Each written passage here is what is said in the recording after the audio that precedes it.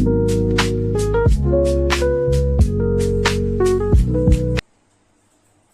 Hello, नमस्कार मैत्रिणींनो. चला आज आपण करूया ओल्या चवळीच्या दाण्याची भाजी. तर साहित्य पाहून घेऊया आपण.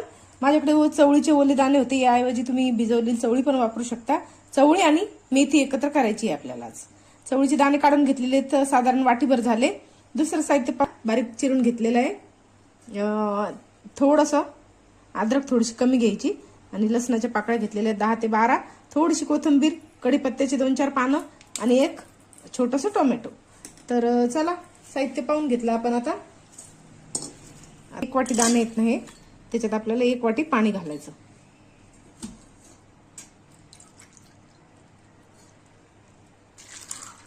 आता 1 वाटी पाण्यामध्ये आपल्याला थोडंसं मीठ टाकून घ्यायचं.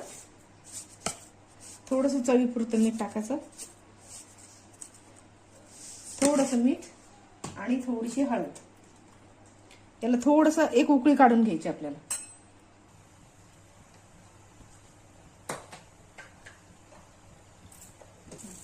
चला आता एक उकळी काढून घ्यायची आपल्याला. अशा पद्धतीने एकदा भाजी बनवून बघा, खूप छान चव येते.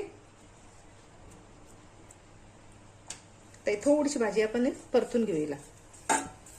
चला थोडीशी मेथीची भाजी आपण आहे ना परतून घेतली. आता हिला ठेवूया बाजूला. साधारण 1 मोठा चमचा.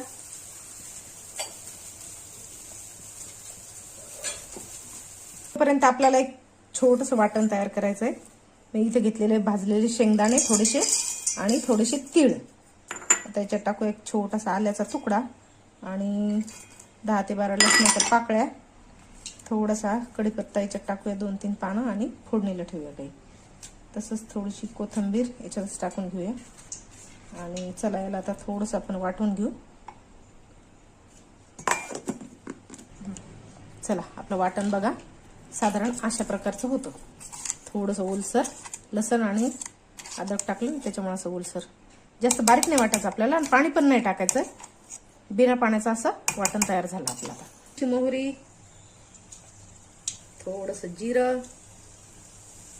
त्याच्यात टाकूया बारीक चिरलेला कांदा. साधारण 1 मोठा कांदा घेतला. त्याच्यात टाकत थोडंसं चिमूटभर